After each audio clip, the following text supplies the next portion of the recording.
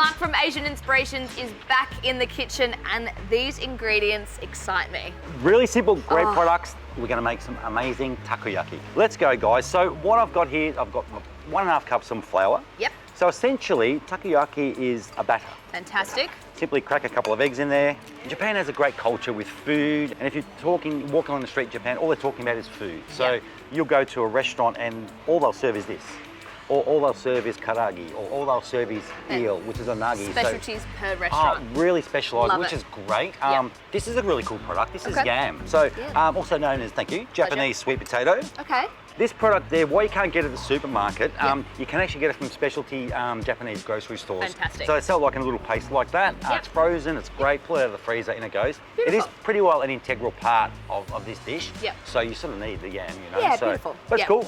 And here's another really great Japanese product is dashi. Dashi. Yeah. Beautiful. So for those who don't know, dashi is basically Japanese stock. Beautiful. And this will help giving us a nice little batter without any lumps. So Yep. I'm stirring in from the middle. Yep. Now, talk to me about the actual pan itself for the octopus balls. So this sort of product here, it's really cool, guys. So you won't get it at your standard sort of foodware shop. You won't get it at Maya. But the specialty Asian Japanese stores have them now. So the good thing about Australia now, with such a diverse food culture we have, a lot of these products you could only get in Japan, you can now actually get them. Excellent. And also, guys, online now. We can shop online, right? Exactly. So I'm going to turn on this little gas burner here. Beautiful.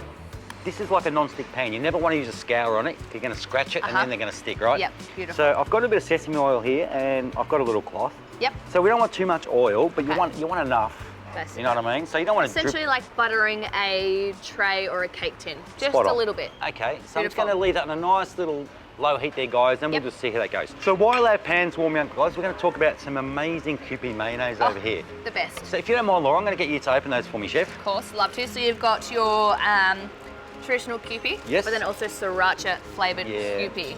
Yum. Look, Kewpie is a product which we all know now. You can get in the supermarket, and the great thing that I really like about Kewpie is it's made with 100% pure egg yolks, so there's no egg whites in it. Super creamy. Beautiful, creamy, rich sauce. Yep.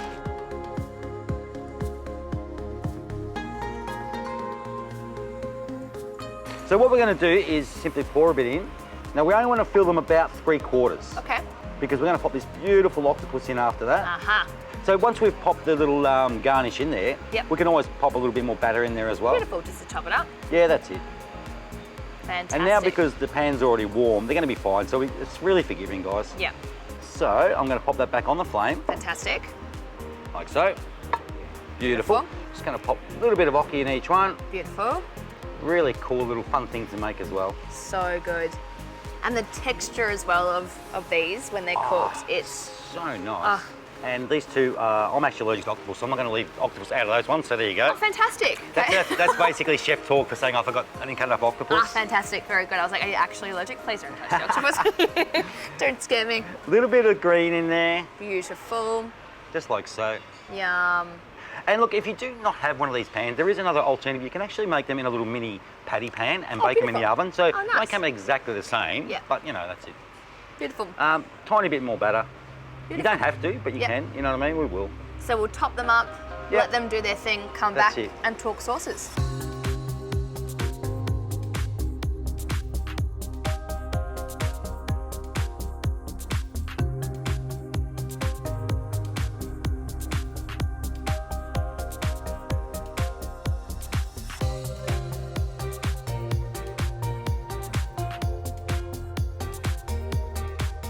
So back on just to seal the obvious the bottom. That's it. So you basically, they're only going to need another minute or two, guys. While that's happening, let's talk garnish. Yeah, so you've got the beautiful sriracha Kewpie there. So beautiful. We're going to keep that one on the side. Nice piping, Chef, as a little bit of a garnish. The bottle helps. Bit of dipping. I know, right? Well, that's good about this bottle as well. It seals really easily. Exactly.